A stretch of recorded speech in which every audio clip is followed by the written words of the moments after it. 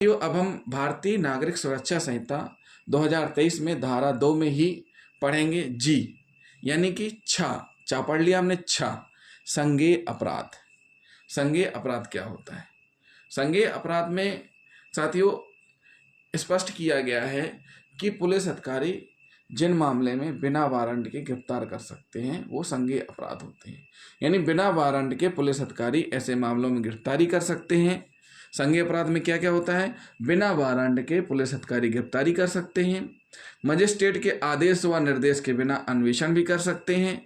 इस तरह के मामले में पुलिस अधिकारी अपनी इस शक्ति का प्रयोग एक विधिक कर्तव्य के रूप में करते हैं। संज्ञेय अपराध के मामलों में अपराधों को न्याय के समक्ष लाना राज्य और पुलिस अधिकारी का उत्तरदायित्व होता है। ऐसे अपराध जिनमें सजा 3 वर्ष या उससे अधिक वर्षों के कारावास से दंडनीय अपराध को संज्ञेय अपराध की श्रेणी में रखा जाता है। संज्ञेय अपराध केवल संज्ञेय अपराध होने पर केस रजिस्टर्ड हो सकता है 154 सीआरपीसी में, एफआईआर में, लेकिन केवल अगर असंज्ञेय अपराध है जो संज्ञेय नहीं है, जैसे मान के चलिए एक 323 का अपराध हुआ, साधारण मारपीट हुई, तो उसमें अकेले केस रजिस्टर्ड नहीं होगा, उसमें एनसीआर लिखी जाएगी 155 सीआरपीसी के तहत। अगर गाली गलौज भी हुई है और फिर मारपीट हुई है तो 294 323 आ गई।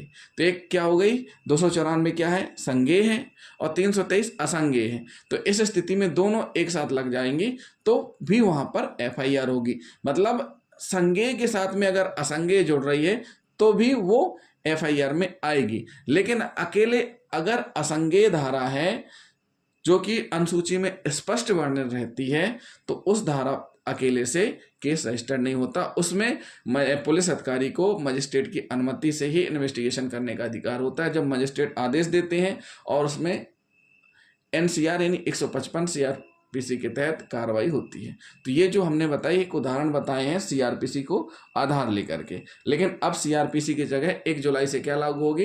भारतीय नागरिक सुरक्षा संहिता।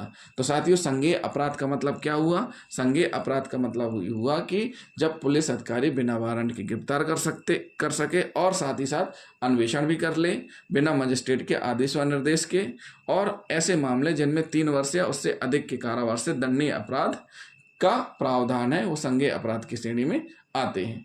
तो साथियों जिन साथियों ने अभी तक हमारा चैनल सब्सक्राइब नहीं किया है तो सबसे पहले हमारे चैनल को जरूर सब्सक्राइब कर लें और बेल आइकन बटन दबाना ना भूलें। साथ ही साथ वीडियो को अधिक से अधिक शेयर करें और कमेंट्स भी करते जाएं साथ में। साथियों जिनको अगर कुछ अलग से डाउट समझ में आ रहे हैं तो भी बता सकते हैं, हम अच्छे से क्लियर करने की कोशिश करेंगे। थैंक यू दोस्तों।